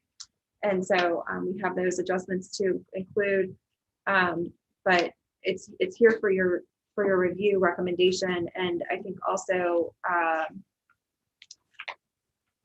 input as to whether there are additional folks in your jurisdictions that should be reviewing this. As you know, we have our legal roundtable, we have our finance working group. Sometimes the folks associated with purchasing are in yet another group. So we would welcome any kind of direction that you would have on this. It's modified very closely on the RFP that Plan RVA released about 1.5 years ago for insurance services. We had been out in the marketplace for a very long time, and we're able to go through the selection process to renew our insurance coverage. And so that's the source of this particular document. Sure. The other thing that I looked at that I think might and then probably be some others, but it sticks out to me at first glance when I looked at it the other day was contract start date. Is there a reason why we put July 1? Shouldn't that more or less be to be determined? Because essentially, if you go through the date that you had, the date chronological order that you have, October 16th through November 13th, if in fact this committee came back and approved an insurance document, we'll say in November, then shouldn't the start date be effective when we approve it, or the following month, like December 1st or January 1st, whatever that date might be? It will depend on the carrier. Mhm. Some of the carriers will retroact back to the fiscal year based on how they structure their policies. Some will, as you suggest, will have it be dated, post the first of the month following the award. Others may choose to do a half year, and so it would be January 1, provided it was part of that. So we got that feedback last week, and I agree we could have that be a less specific date and have it be something commensurate with the selected proposal. Yeah, I think it's just to be determined depending on what happens. I don't, because Absolutely. I guess my question is, so why would, if you're an insurance carrier and you're going to do this, why would you want to start it back on July 1? Would that be so you could charge more money? Yeah, I'm not into that. So we'll move forward get our full year, so to speak. Yeah, Mr. Chairman, this is Carlos again, and this may not be the right place to raise this, but I do want to put this on the minds of our colleagues here. The CVTA will likely generate and disperse and spend roughly $200 million a year. I know the state has made an effort to be inclusive with that spending from a minority and a small business procurement perspective. I don't know what Plan RVA's or the TPO's guidelines are with regard to inclusion of diverse suppliers in their bidding processes. But I think it is important that the CVTA be very deliberate and intentional about being inclusive with regard to our bidding solicitations and so forth. So if can Chad or can someone speak to what efforts we make to be inclusive of small women and minority-owned businesses in these processes? Yes, I will say that our vendor procurement is not robust. The volume is not significant. So we are anxiously following what the city is doing with the CARE program, and have been starting to peel back the layers of how Prince William, Alexandria, and Fairfax, who have been through that program, have informed their purchasing and procurement processes. Right now, we are I will say compliant with the Virginia Procurement Act in including language that indicates a desire to see opportunity provided to minority businesses, women-owned businesses, those that would qualify under the SWAM or the DBE and the Section 3 requirements. However, I do not think that we are as far as other communities and public bodies maybe are in their inclusion of diverse suppliers and vendors. So this would be, in my opinion, an excellent opportunity to propel the agency forward in that regard. And any guidance or best practices that we could lean on from our jurisdictions or the state even, I think would be very exciting for the agency. Well, I'll just say this, and I think that I appreciate that. And I think this is very, very important that as we are starting, as Mr. Thornton says, as we're birthing this baby, that, that we do it with all the intentionality that you would when you are bringing something new into existence. And this procurement, the reason this triggered that thought is because liability insurance is an area where there are robust players in the market, minority and women players who have the capacity to write this policy. And we ought to make sure that at least in the procurement process, we solicit some bids from some of those women minority-owned firms. And we should likewise be thoughtful about that going forward. Happy to talk more about that in another context, but I just want that to be on our radar screen, that we, just because we've done things a certain way in the past, we can do better going forward. Mr. Thorpe. Mr. Chairman, I just want to give us a compliment, us being a finance committee, as we will also want to set the tone for the future. I'm so appreciative of Mr. Brown mentioning that, because I think what we're going to do hopefully is that people are going to look at us now as a region, and we're going to be, I think, in a good position where people will say what District 15 is going to do, what all those localities are going to do, so we can set the tone again. So I think this is the right moment in time for that, making sure we have inclusion. So we'll do everything we can that we support that. Carol. Thank you, Mr. I will Chairman. echo both of their comments. I think that we absolutely need to be fair and objective when we put these RFPs out, so that everybody has an opportunity, who wants to put in for it and compete for the business to utilize or provide something for the CVTA and compete for our citizens' hard-earned tax dollars and for their business. And so I think it's important that we are transparent and we offer other people who may not necessarily have had an opportunity before, they have an opportunity now. So I thank Mr. Brown for bringing that up. Mr. Chairman, I think we're all doing that. Let me work with our finance working group first, and then we'll deepen our connections into the localities and work on bringing a draft out with this guidance, if that's okay. Okay. That works. Okay. Great. I would suggest that your RFP that in relation to Carol's comment about start date to be determined, but they could quote a proposal to provide retroactive to Okay. July. This might.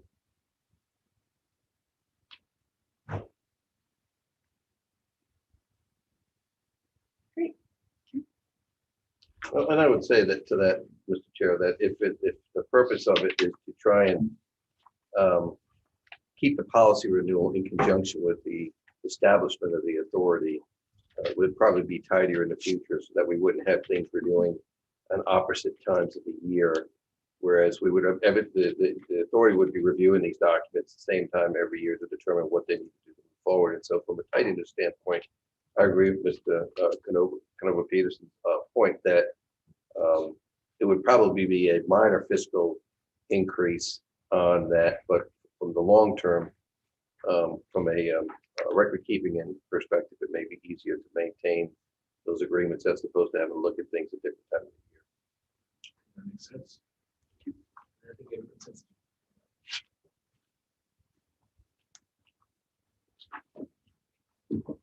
Your recommendation for this? Are you done? I'm done You're on that done. item. Well, I guess Could I ask, we've got an RFP here for this. I think it's going to be very critical to get through on the RFP for our bank investment service. We get funds coming in, we got a place to put it. yes. It is that item is top of the agenda for the finance working group. I think that candidly, some of the discussion that you've already had today, and then our discussion about the budget will help us with a lot of the data points that need to be included in that RFP. In talking with Mrs. C yesterday, there are questions that we identified with the finance working group last week with regard to estimated deposit amounts. There's been discussion kind of casually about the notion of establishing sweep accounts that would hold the dollars in reserve. For example, the 15% set aside for the transit, that money will sit until the authority authorizes release of those dollars. There's going to be what I would call a burst of transactions happening at certain times of the year due to the inflows coming in on the deposits and then the outflows going out. But I think there are a number of things that we will be able to, in short order, quantify so that we can get that RFP out as soon as possible. Our goal is to get a draft RFP before you at the next finance committee meeting. And I think some of the questions that we have on the table for you include how closely, if at all, do you want us to incorporate into that RFP investment services? So we'll have an operating account, the checkbook. But as many of you have alluded to today, this is a sizable volume of public money that will need to be managed. And so what mechanism would you like in place? And I think similar to what you've instructed before, the finance working group can provide options for you all to consider. And we can structure the RFP such that we can lift in and out those options depending on how you elect to push this forward. I agree with you.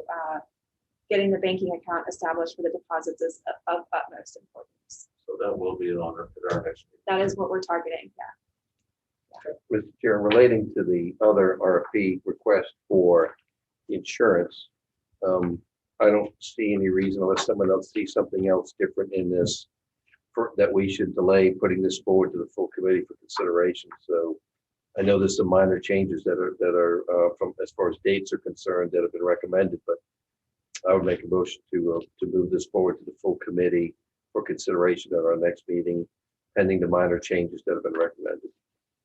Has it been seconded? Sure, second.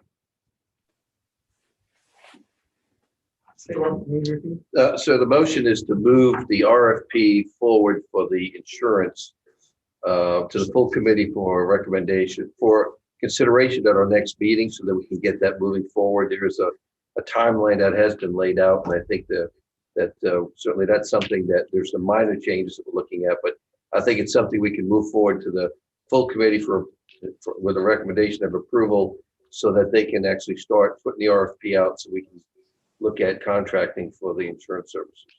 I'll second that. So motion before it's been seconded. All in favor? Aye. And we will work to identify the process by which we can demonstrate that inclusive approach. The ayes have it. Motion. Thank you. Next on the agenda is the FY 2021 operating budget.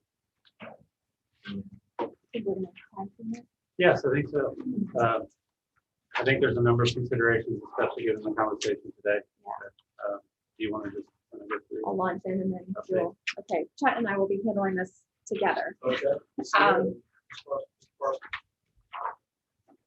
So first I would say, thank you so much for the conversation today. I've taken some notes and I think we'll try to incorporate what I've heard today as we walk through the budget. And I will also apologize.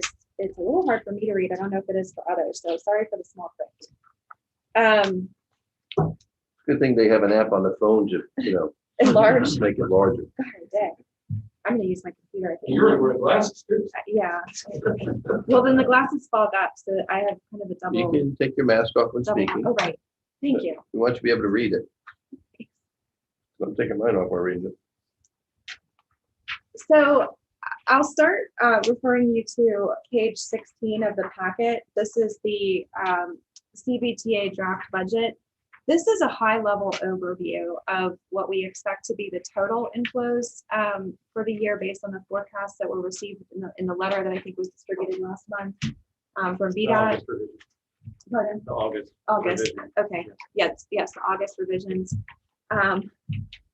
So as was indicated, the current forecasts are projecting almost $137 million for the fiscal year. I've started to sort of lay out a format here that takes how those revenues would come in, and then based on the 15%, 35%, and the 50% set asides prescribed by the code, how that would look. And I think it would be helpful for us at the staff level to get a base appreciation for where the committee and the authority stands on some of those sort of foundational pieces of this. This particular spreadsheet is set to function where the operating budget, regardless of the dollar amount, comes off the top, if you will. And then the distribution, the 15%, the 35, and the 50% flow from the balance remaining after the operating budget. So I think that that's one factor that would be important to make sure that we're all on the same page with regard to that. Moving down the worksheet at the section where it's titled Regional Project Set Aside 35%, you'll see a block of items there. Those are intended to be illustrative for you to really be able to begin to imagine how dollars associated with the regional project prioritization would be allocated. I think it is my understanding that it's the intention of all of the jurisdictions that as much of that money as possible be channeled to projects to alleviate our transportation needs in the region.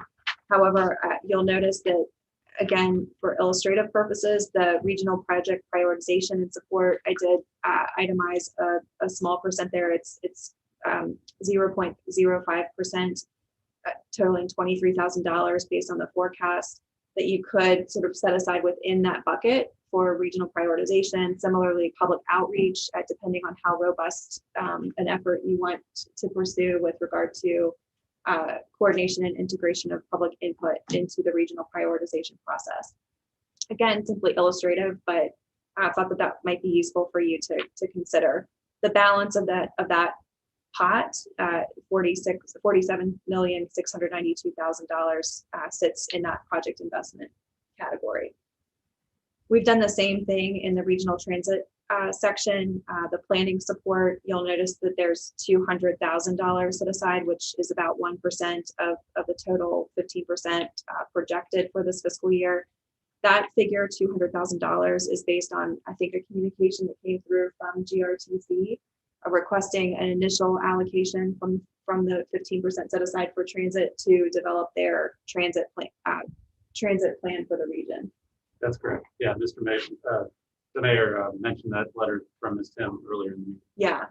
So I think it is, from what I understand, it is GRTC's desire, and I think they understand that they do not just get access to this $20 million as it's received, and it will not just be automatically dispersed. It has to be released and approved on approval from the authority.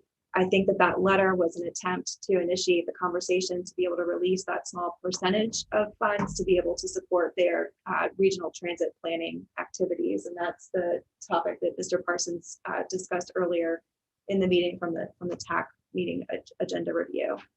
But that's a way that the CVTA could think about funding that kind of activity within the 15% set aside. Similarly, we included. So that 200 actually would still be going to GRTC. That is their request. That's not part of the 500. That's correct. Okay. That's right. Yeah, this option, if you will, would fund the work for that regional transportation plan out of the 15% set aside that the code prescribes for GRTC. It would not come out of the whole of the dollars available to the authority or out of the operating. Okay. Certainly you could place that expenditure if you wanted to fund it in another area, but that was. But the 200 and the 50 that are under regional transit would actually be expended by GRTC, not by Plan RVA. The 200,000 would, I think it would be subject to the CVTA's decision whether or not you wanted to allocate the $50,000 for transit governance through your own procurement process, for example, if you wanted to hire a consultant to help guide that work or what have you. I don't think that we had not set an expectation at this point in time that money would necessarily have to be transferred to GRTC to accomplish that work, since that's a CVTA responsibility and not a GRTC responsibility. Okay, let me back up to the regional at the same time, the $48,000 there. Is that addition to the 500 expenditures that are in addition to the 500, or are they part of the 500? It's in addition to. in addition to. So if you chose to set aside dollars within the regional project set aside, 35%, that, for example, would be that mechanism an option for the mechanism that I referenced earlier, that if there were additional activities associated with prioritization, managing the public input process, developing that prioritization model, you could fund it out of the regional priorities So pot. you're saying that's a contingency fund for the CVTA.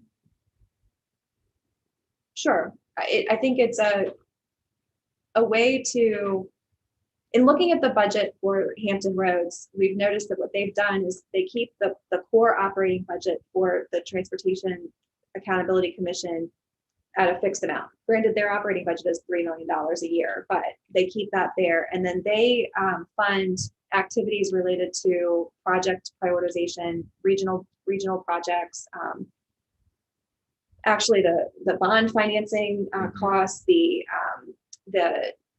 engineering services, any of the project development work happens funded through their allocation there and not on the core operations side. So we modeled it similarly here to replicate that. I mean, again, I think it's an option that you could explore. Am I making sense? I mean, and essentially, they need to have operating funds, right? Is that what you're saying? And this, from a basic standpoint, this would give them operating funds, and then the bigger picture of the bigger number, we would have to allocate those later. They being GRTC? Yeah. No, the $200,000 is specific to satisfy what they believe the cost estimates to be for this RFP to complete the transit operations plan. Okay. It's not their operating money. Okay. It's not, Okay. to be clear, it's not an offset to their operating budget or an offset to any of their existing expenses. The request is, as I understand it, specific to fulfilling the requirements in the code relative to the formation of CVTA. Okay, that's still part of their. Part of their 15%, however. I guess the question I have is, we're gonna have to make sure we do distributions in a timely manner so they can actually run their operation. They have made it clear that they don't expect for FY21 to expend any funds. They want to put those in the bank until they have their plan in place to make good decisions. So Right. I think there is some time, but yes, obviously expediency. I mean, part of what we put in place in the future is we're gonna have to make sure that we have a timeline for distribution so that when they do need the money, they can get it and continue to provide services. That's correct. And I think one of the things that we'll need to do is negotiate a timeline within each of these 3 buckets, if you will. Well, 4 really. There's the operating budget, and there's the distribution, the 35%. The authority will be developing its own timeline for project prioritization and selection and allocating dollars to projects. Similarly, there will need to be a timeline established to be able to direct the funds according to your review schedule for the plan that GRTC would submit annually and your release of those funds. And then a third timeline would be what I would expect to be the quarterly distribution to the jurisdictions for the 50% local distribution. So I think that we are wanting to project to you that in reality, they're within this annual cycle of forecast of $136 million, there will really be 4 different sort of funding and distribution cycles happening over the course of that 12-month period. You're absolutely right. Does that give kind of I think it was helpful for me to kind of just give that sort of holistic view of the magnitude of the dollars and how we're thinking of kind of the structure. Not asking you today to really weigh in on the sub allocations, I'll call them, the within the regional project set aside and the regional transit, but wanted to be able to illustrate to you that is a mechanism that you could use as you think about how you want to program the dollars that will be coming in. Okay, so the topic at hand today is the operating budget. Okay, Check that. one Yeah, more thing. please. If we just a kind of a flagpole to mark this spot. If we look at the August 2020 forecast that VDOT provided, this fiscal year is the worst case. Oh, yeah. In terms of of revenues hope. and expenses. Everything is going to open up. We hope it's here the way moving it's. forward. Yes, Thank you for the reminder. yes, 2020's been so fun. So in transitioning from the overview document that's for your reference on page 16 to 17, I'll simply say I've been working on and will be reviewing this with the finance work group next week, a cash flow schedule, because I think one of the critical things in this is understanding as we've talked about that sequencing of the revenue coming in on a quarterly basis, and then those disbursements to the jurisdictions, the sweep, if you will, of the dollars will presumably be held in some sort of appropriately yielding investment opportunity until you're ready to release that for either the GRTC distribution or the regional project identification. I think the likelihood that there will be any allocation of dollars to projects in this current fiscal year for regional projects is not high. So you'll want to have those dollars swept into some sort of investment account. So in thinking about that, I do think it would be important for this committee to consider how you want, again, whatever the dollar amount that you settle on for the operating budget, how you want that to relate to the quarterly disbursements from the state. In other words, do you have the ability, because of the magnitude of dollars coming in, to essentially forward fund the operations of the CVTA? As a placeholder there, I have that $500,000 proposed operating budget. You could forward fund that and have that be the dollars essentially the whole time, or you could have it be an allocation within the quarterly disbursements. I think we'll talk about that with the finance committee. We'll give you the two options and you all can review that next time, but just wanted to put that on your radar screen as you think about, again, those cycles and dollars. I guess the issue is if you forward fund it, what type of account is it going to be sitting in? That's exactly the issue. So if it's sitting in just a 0% yield checking account, that's not a good use of your dollars. Right. So we, for example, hold very little in our operating checking account, and we sweep dollars on virtually a weekly basis to and from the local government investment pool to be able to maximize the yield under the regulations that we're subject to, so that we can keep our minimum bank balances, be able to flow our operation, but the majority of our holdings sit in that investment program. So these are the kinds of things that are going to be coming back to you of how you want the monies to be, where you want them to be sitting, and how you want them to be moving back and forth to fund your activities. And we'll be giving you options, loud and clear, heard option. Yes. So moving into the operating budget, again, I think from your feedback that you asked for from the last meeting, I've tried to incorporate some additional notes there. I'll go through this kind of one by one. The administration and staffing, $210,000 there. That is based on as I described before with the MOU, the composite of the number of the staff members that we have on our team who we will be assigning to the CVTA with a anticipated number of hours over the course of the year that they would be spending in support of CVTA, with the applied fringe and indirect and then 10% administration. So that's where how we get to that $210,000. Mm-hmm. The $10,500 for member compensation, that is based on our review of the CTB's compensation policy. They have a $50 a meeting day compensation. And so I just did a loose schedule that said, if we have 16 members, a monthly meeting, then those of you that serve on the finance committee would have another meeting in months. And so that is how we arrived, just from the straight math, assuming we had perfect attendance in all of those meetings, at the $10,500. I think there's two pieces of that line item. One, you have to decide if you want to do the compensation. You are permitted to do so under the code. I know in several of the other regional bodies related to our work, there is not a separate compensation schedule for sitting on the board. So that is there for your consideration. We've just developed, I guess, the math to be able to give you a scale if that's something that you want to consider. Or some of our minimum compensation. It actually is part of the code. It is. And the concern Mr. Chair, if I can speak to that, some of these jurisdictions are coming from great distances when they travel. I mean, it's not, I think certainly depending on where you live, I'm not sure where you live, sir, but yours may be a shorter commute than others. Where others coming from Powhatan and some of the outlying jurisdictions, it's going to be a ride for them, as well as fuel costs and those type of things. And certainly if we're doing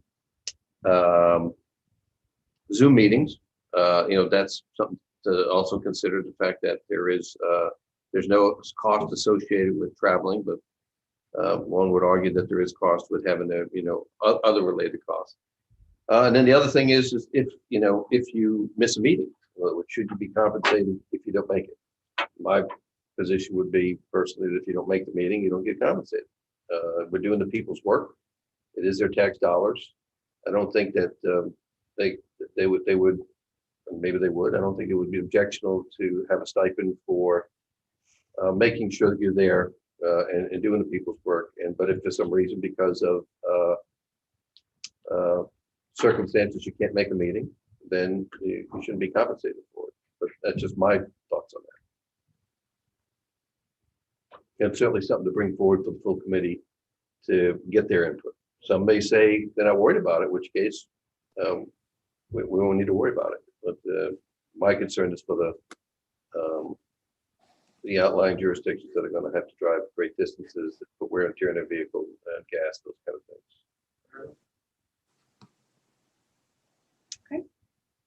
We've budgeted $0 for a financial audit in the current fiscal year because there will not be financial statements until next fiscal year. So that cost would show up. I've included it as a line item just so we don't forget about it.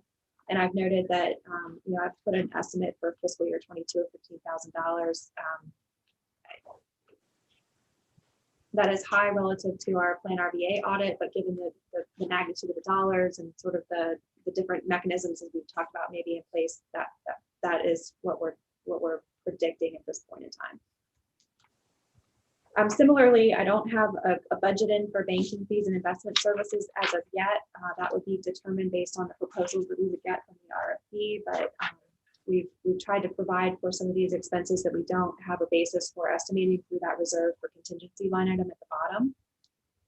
The general legal counsel is proposed at $3,000 a month, totaling $36,000 per year. We would invoice that through our invoicing with Plan RVA, but it would be the services provided by Hefty Wiley Gore and the quote that they provided to us. Again, have budgeted $0 for financial advisor services. We don't have an engagement lined up, and so at this point in time, we don't have dollars budgeted for that activity. Should you choose to engage those types of services this fiscal year, you could transfer from reserves for contingency to that line item if you desired. I've included the insurance cost there, estimating for the current fiscal year a relatively low insurance cost based on the types of coverages that we would be expecting to be proposed. That could go up, particularly as your volume of projects and disbursements and allocations happen with the surety of the dollars. But at this point in time, we think that that's probably a fair number for this fiscal year. We've left $15,000 in the budget under a recruitment category. Certainly I think it is what we've heard from the jurisdictions, a discussion item to talk about your future intentions for staffing. And so that may or may not be a line item that gets utilized this year, but it's there as a placeholder in the event that you want to pursue some sort of recruitment effort for staffing for the authority. And then we included a $0 for special bond counsel. Again, some of the line items were foreshadowing what we believe to be expenses in the future year, but are not expected to occur in this current fiscal year. The technology and communication section, I've included $2,500 there simply as a placeholder if there were something. I honestly don't know what that might be. As I've mentioned, the majority of the technology services and support will be included as part of our indirect cost allocation in our billing. But if you require specific services or software or technology above and beyond what Plan RVA already has available, that might be an expenditure that would occur and would be at your direction. The meeting expenses, I know that that was a topic for the last discussion. We took the August 27th meeting costs and sort of forecast that out, assuming that that was the grandest of the meetings that would occur in this fiscal year. I am assuming that most of the meetings will function like this. We are working to schedule, or rather host, Henrico has stepped up to host the October 30th meeting at the training center. So, we won't have costs necessarily associated with that. So we believe that we'll be able to move forward with fairly modest costs there. So there's about, double check my math here. There's about $6,000 remaining from what's already been committed this fiscal year in that $20,000 budget line item for future meetings that may occur over the course of the fiscal year. Memberships, licenses, and subscriptions. I've included just the dollar amount that was included in the HR tax budget at $3,000. There may be some memberships that you'd like to fund or other things like that. At this point in time, we haven't identified anything that we think the CVTA needs to expend in that line item, but it's there as a placeholder in case there's something like that that comes up. Similarly, office expenses, office space, postage, printing, professional development and training, all of those are expected to be costs that we would absorb and would be reimbursed through the indirect rate. These line items are just simply here as items that if you identify specific things that need to be done relative to the business of the CVTA that are above and beyond normal Plan RBA conduct of business, we've put dollar amounts in there. I have included $20,000 in the public engagement line item. I think that it's an important topic for this group and the full authority to discuss the mechanisms by which you want your business to be available to the public. As I think we have purchased a unique URL for the Central Virginia Transportation Authority. It's directing now to a location within the Plan RVA website. We've been posting meeting content, background material. Chet's done and the team have done a great job of putting some information with where citizens could go, hopefully, and learn more about it.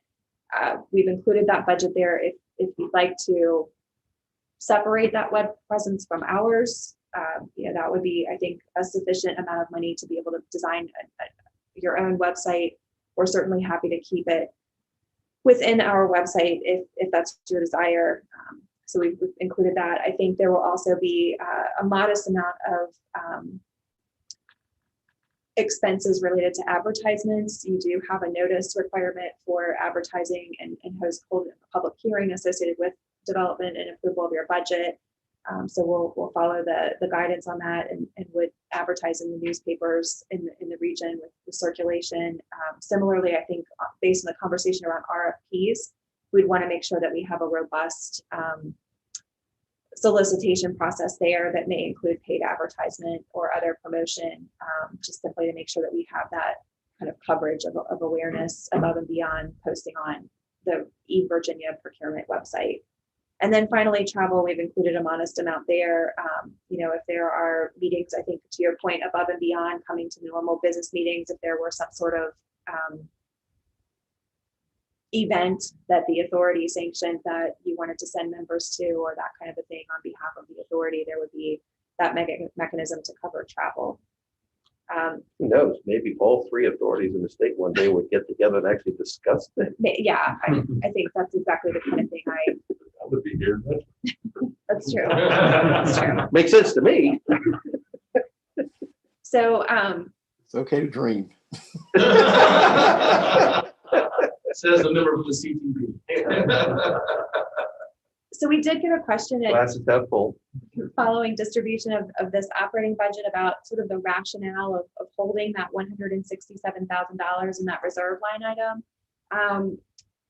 Again, I think it's an option that you can pursue. You could certainly scale back the budget to the more likely and known expenses at this point in time and go through an amendment process later. I think either are fine.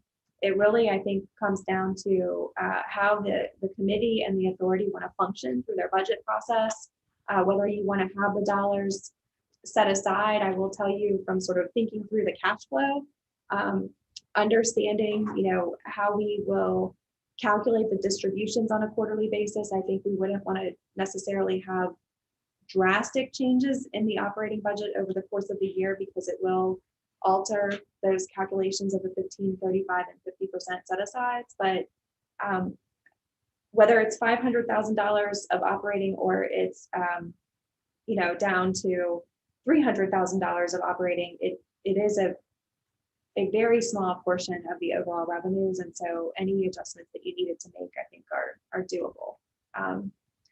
So this is an option. I realize another alternative would be to take a look at these expenditure line items and approach the operating budget from the perspective of only budgeting and allocating and appropriating for the known expected expenses. I think both are reasonable.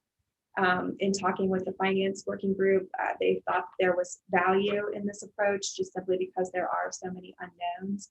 But I think everyone is in agreement that the alternative is equally appropriate. So I will say I'm fine with the appropriation of the contingency, reserves for contingency. However, I would like to, since it's a contingency, I'd love to know what are the policies we're using.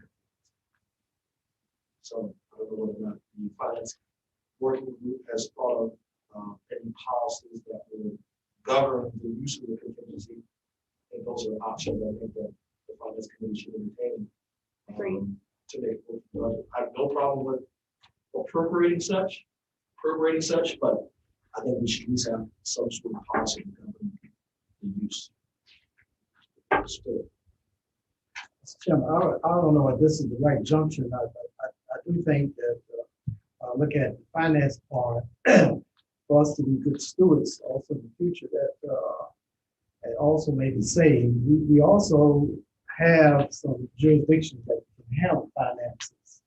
So that's something maybe that the finance committee will take a look at to see can we do this ourselves to begin with. Just a suggestion. Mr. Chair, a question.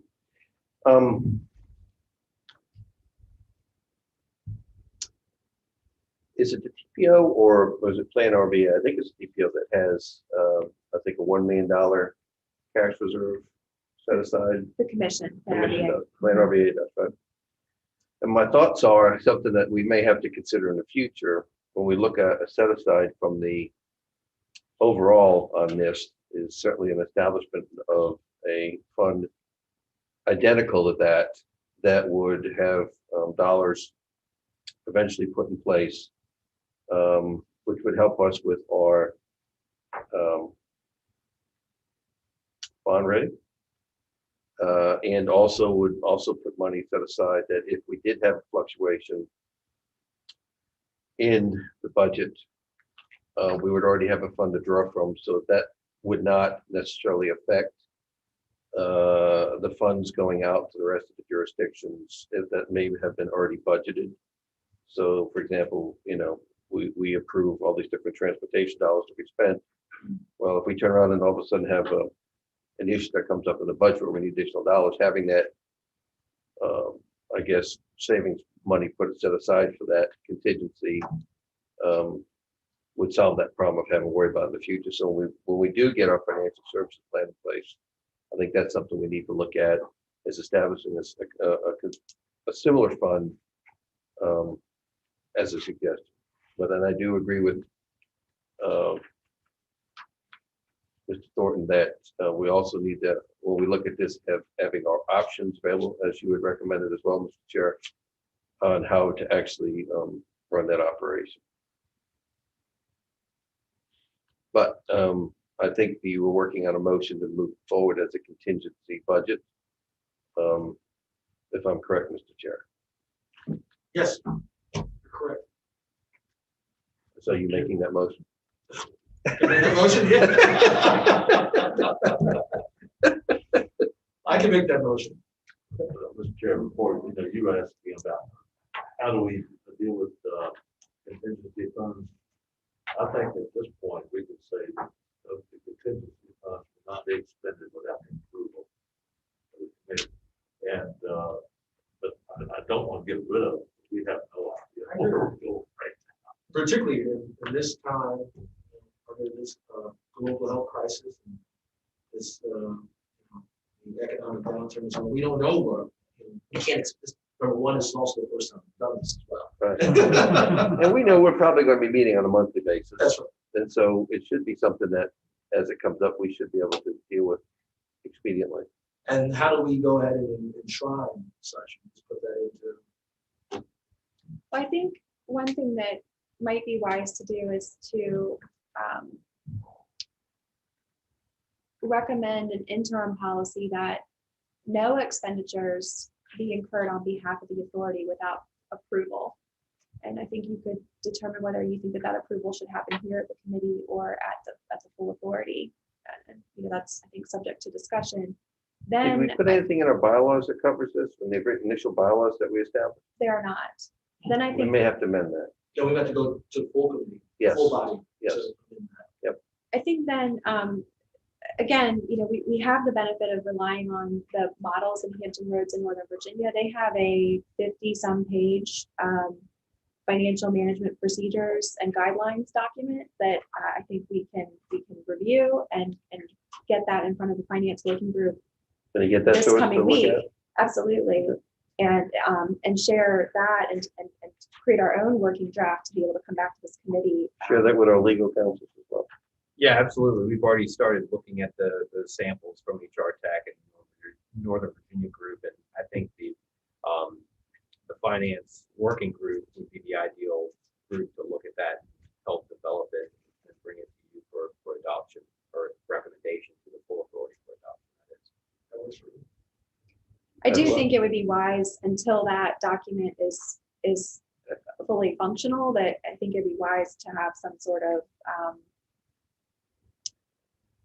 decision action from this committee or the full authority with regard to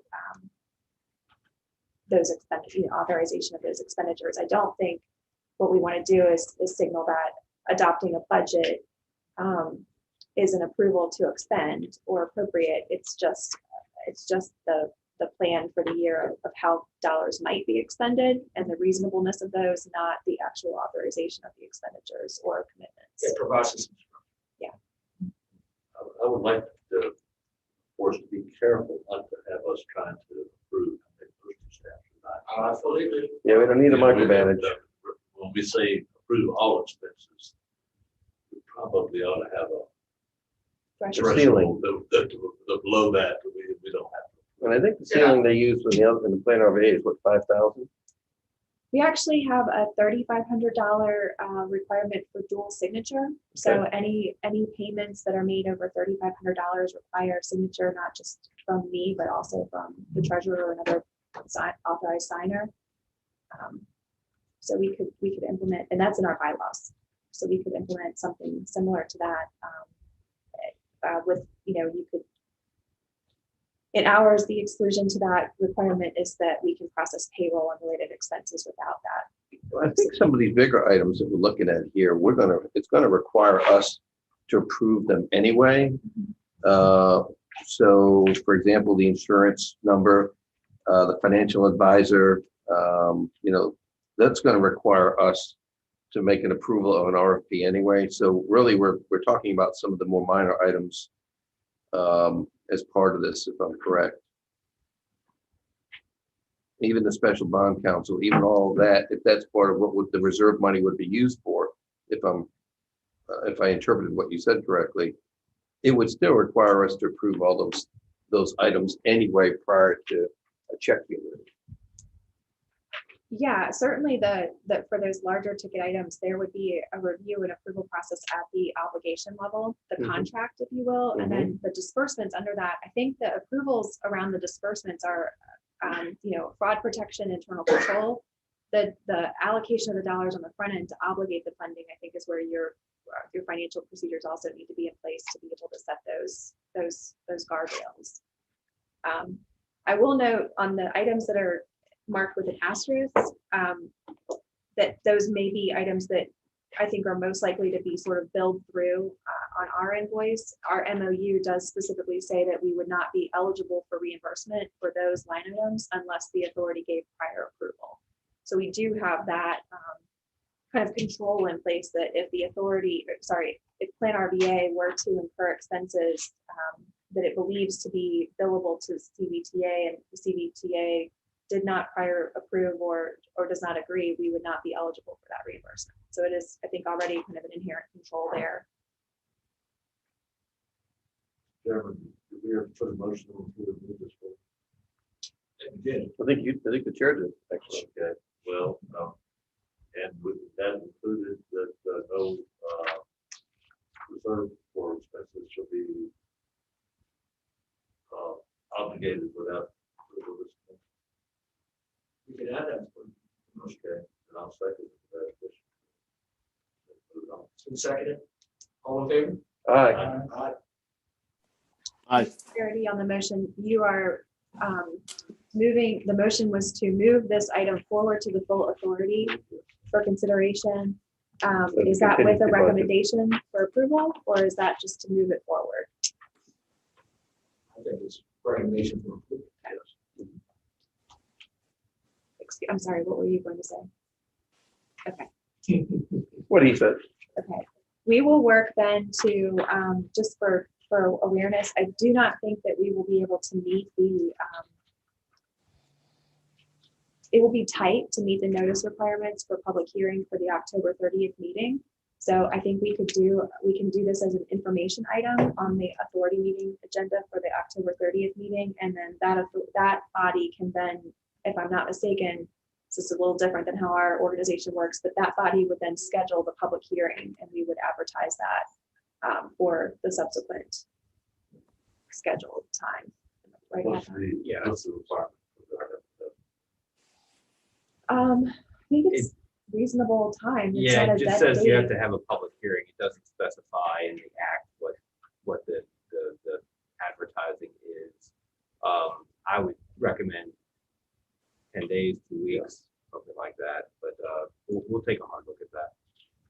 And look ahead also to when that would be scheduled. in the regular We've already schedule. advertised the 30th meeting. It's been published, yeah. Okay. So like I said, we'll include this as an information item so that we can get input and comments and suggestions, I think, from the full authority, but the main intent of that will be for the authority to schedule the public hearing. And that'll give us time. I would expect then for us to consult with the finance working group, and potentially before that public hearing vote with the authority, this committee will have been able to meet again and review those recommendations from the finance committee, and perhaps the financial management guidelines could go in lockstep with the budget approval. If that makes sense. Makes sense. Thank you guys for your time. Appreciate it. Thank you for all of your hard work. Mr. Parsons, are there any public comments to come before the meeting? I don't believe we received it. No public comments. Then we'll move into item 7, then member comments. Do the members have any comments? Seeing none. With that, is there a motion to adjourn? So moved, Mr. Chair, with the only comment of that, thank you again for a very well-run meeting. Thank you. Thank you, guys. Thank you.